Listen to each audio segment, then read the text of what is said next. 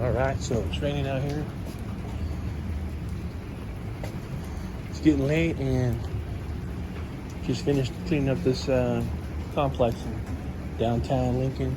So tomorrow, rain or shine, just like tonight, people coming down doing the last minute Christmas shopping, they'll be able to get what they want, and everything looks clean. So, you know, a lot of people are tucked in watching Home Alone or National Lampoon Vacation. But